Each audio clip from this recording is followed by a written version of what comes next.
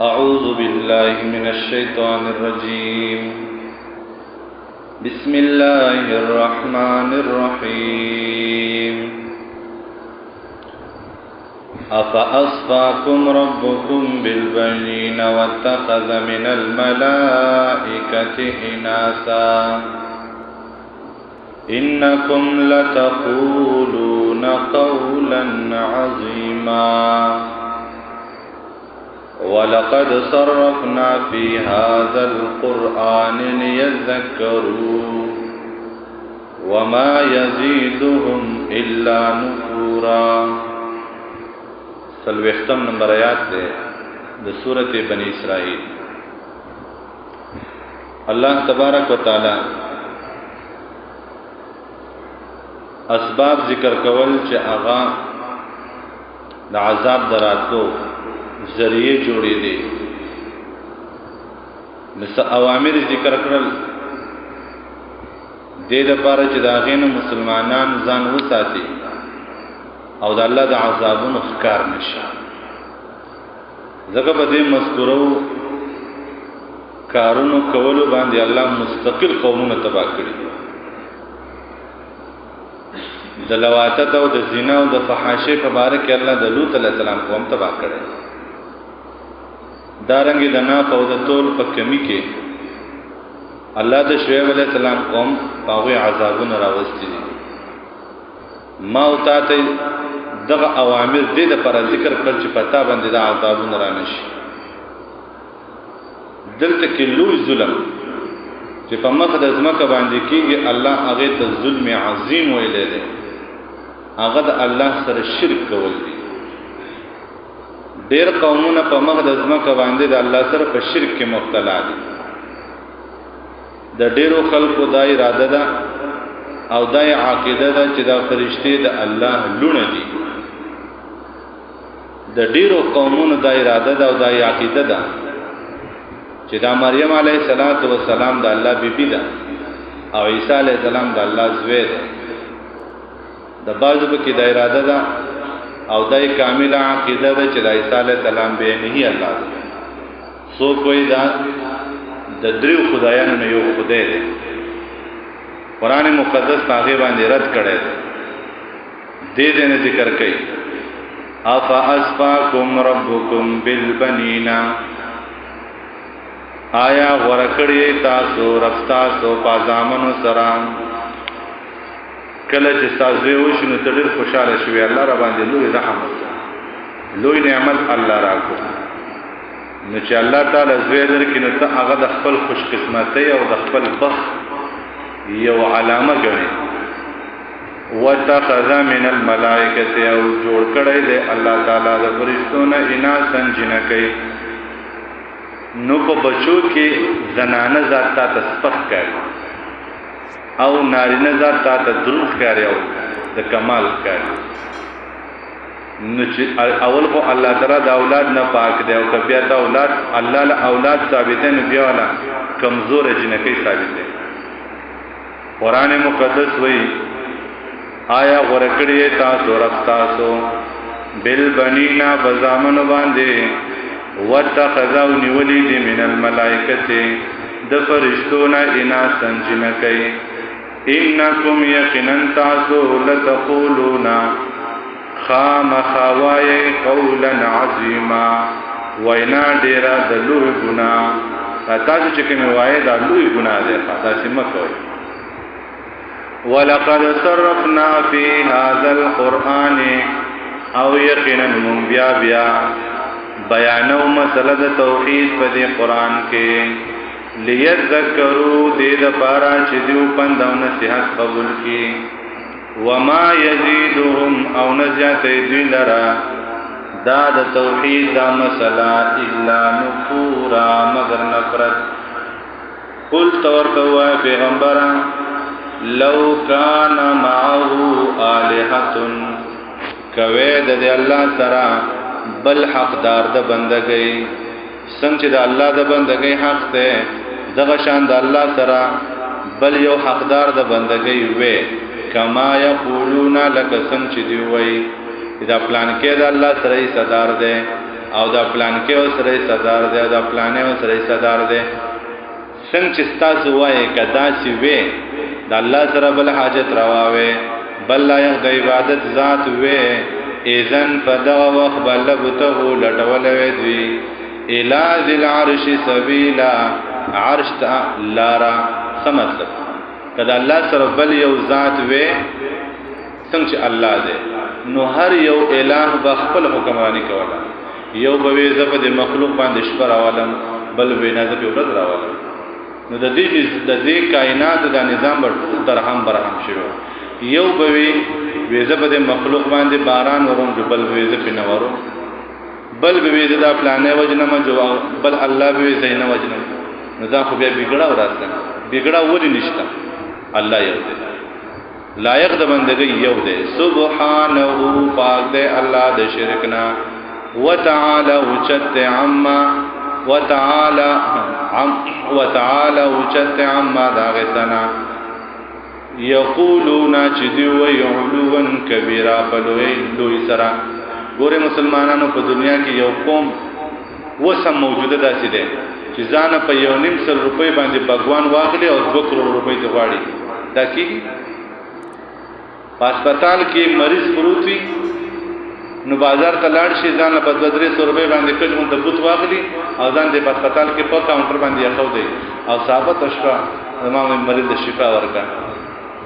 د چا په مال کې برکت نه نو په لاړ شي بازار ته د کودرو نه کله د بوت جوړ کړي په 200 روپۍ باندې دا نه هندستان خبره کوم انډیا والا په 200 روپۍ ځان لبوت والے او بیا د 2 کروڑ روپۍ غواړي دا کیږي دا خدا په لمه ورا خبره دا څنګه کیږي خدا تا مقرر کړی دی الله سره بل حاجت روانشته قران په مخ وای بار دا خبره د دې داخلي چته وي دا ستاسو داخلي او ستاسو د عقیده خبرې دي دا غلط دي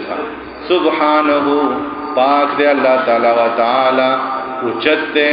عما د هغه خبرنا یقولون چې دی وای علوا کبیره پلوی لوی سلام تسبح له پاکی بیان دی الله لرا السماوات السبع واسماننا والارض ازمکی ومن او هغسوک فيهن چې پدې ګری ګوره مسلمانانو په دې کائنات کې داسې مخلوقات شته چې مونږ نه لري موت تا حدنا حدا دومره د چکم زمون په دې دنیا کې د کوم ګوله ده په دې ګوله کې د څونو مخلوقات دي مونږ ته پته ده شاو دا د الله ذکر کوي خو په دې کائنات کې څومره دي بیا مثال په تور په دنیا کې د چن سیارو دریات شوی دی یو به سپوږمۍ ده چې سندانان داوا کوي مونږ دې ته تللیو سو کې مونږ مریخ ته تللیو او په دې کائناتو کې په کربا او داسې سیاري دي چې دا غي علم چاته نشته په دې ازمکه اسمانونو کې په دې اسمانونو کې څومره کائنات څومره سیاري دي څومره مخلوقات په دې کې اوسېږي انسان دا غي سوچ هم نشي کولای دا انسان په یو خاص کې ګوله کې ناشته او د خدای توپ دعوت کوي الله کائنات ډېر وسیع دي الله له پاکي بیانې و اسمانونو وزمکه او هغه سوچ په دې کې دي لوی ذات ده و ان من شيء او نستده هیڅ یو څه الا يسبح بحمده مگر پاکي بیانې په صفاتونو د الله باندې ولكن لا تفقهون تسبيحهم لیکن تاسو نه پويږئ په تسبیح ویلو د هغه باندې هر زند سر سیدو په مقدس مکه باندې د الله ذکر کوي نبی رسول الله فرمایي مفسرین کرام ذکر کوي عبد الله ابن مسعود رضی الله تعالی عنہ فرمایي کله چې موږ د الله د پیغمبر سره روټي خوړه د الله د پیغمبر د ګوتونو په ذکر आवाज راته مونږ باورېدو دا معجزه وه دویم نمبر جابر ابن سمره رضی الله تعالی عنہ وی تاجدار ختم نبوت صلی الله علیه وسلم فرمایلی دي چې زاغه ګټه پیژنم چې د اعلان نبوت نه مخکې باغې ګټه ماته سلام الصلاۃ والسلام علیک یا رسول الله ما ته د نبوت نه مخکې یوه ګټه سلام کوو د الله پیغمبر په مسجد نبوي کې د کجوري په یومون باندې به خطبه ته بنازو خطبه به کوله کجوري وحالي وا هغه مون هغه تنه موجود د الله پیغمبر په پاغه باندې ټیک لګول خطبه به کله چې ترقی راغله نبی علیہ السلام د منبر جوړ شو چې منبر جوړ شو نبی علیہ السلام ته منبر کې ناستو د کجوري د ونی نه आवाज د جړا راغی نبی علیہ السلام د منبر نه راکوشو هغه کجوري په غي کې راونی ولا حدیث کې راځي دا چې تسلی ولا ورکوره لکه معصوم نه خلک تسلی ورکړي هر شی زنده سر د الله تسبیح وای او قران وای تاسو په نه پوهیږئ ابو جهل علیه اللعنت د نبی رسول الله صلی الله علیه وسلم مخه دراغه وی کته د الله پیغمبره نو دا وای زما په دې موټی کې سدي نبی رسول الله صلی الله علیه وسلم وی چاچا کزه وې ما چې ستاسو د موټی کې دا سدي نو کې دې چې د بیا تاسو ته وروتن کار شمه او کستا په دې موټی کې چې سدي او دا وای چې دا محمد برحق دی نبی به منی وای او نبی رسول الله صلی الله علیه وسلم حکم کوي اے دا ابو جهل په موټی کې چې سې زما گواهی وکړي هغه ګټوي اشهد الله اله الا الله واشهد انك محمد رسول الله ته دا الله رسول مونږ په دې گواهی وکړو خو بیا هم نه منل دا چې کافر نو ګوره مسلمانانو هر شی قران وای هر شی د الله ذکر کوي ولکن لا تفقهون تسبيحهم حیات الحيوان دوجل یو کتاب دی وای خر پشپو ورځ کې 7000 پیره الله یادې مونږ او تاسو چې کله چاته د سپکوالي نسبت کوم وی خره یعنی دا خر زما او تاسو ذهن کې ډېر یو ذلیل زناور دی مونږ وی خره یا د خر بچیا ګوره مسلمانانو چې زما او تاسو په ذهن کې خر د ټولو غرزیدل زناور دی هغه پښپو ورځ کې 7000 پیره الله یادې او ته اشرف المخلوقات ته په خپل ګریوان کې سردن نکا ته په ورځ کې الله سو پیری یاد چې الله وای دا زما په مخ د ازمکه خلیفہ دی د لما مقام د خلافت ورکړی د تما د دنیا امانت سنبالول اجازه ورکړی ته په ورځ کې سو پیری الله یاد او مؤذن د ورځې 15 پیری وای حي علی الصلاه پکم اذان باندې تا وی لبیک یا الله زراله ناوره دامه دا کوم مسلمانان چې بان واوري او جماعتونو ته ناراضي ورونو دا په وګونو کې سکانه دي نه خو صحیح دي خو اوري ها دا مونږ ګورو دا ټول مسلمانان د مانځه په ټیم باندې په لارو کې سو کې خناس او مونږ دا نه وایو مونږ کوم په دې نسبت چې مونږ اشرف المخلوقات د خر نه هم لاندې نو بد بنئ دومره پورې مونږ ځان ورزول دي د الله په دین کې خر کمزور ہے توتی سپه دا ټول دا خبا قاعده د الله ذکر کې حیات الحيوان یو کتاب دی ټول کې د هر زناور ذکر دی چې دا پښکورس کې دا دومره پورې ذکر کې دومره پورې چنجي مرغې د الله ذکر کې ما او تا ځان په خپل ورزواله دا عظم کړونو د اشرف المخلوقات الله علی عزت را کړی دی ولقد کرمنا بني آدم الله وی ما بني آدم له عزت ورکړی نو خپل عزت برقرار وساتئ د الله ذکر د الله یاد ترسا پدې کې زموږ صحابه قاله ولکن لا تفقهون لیکن تاسو نه کوئ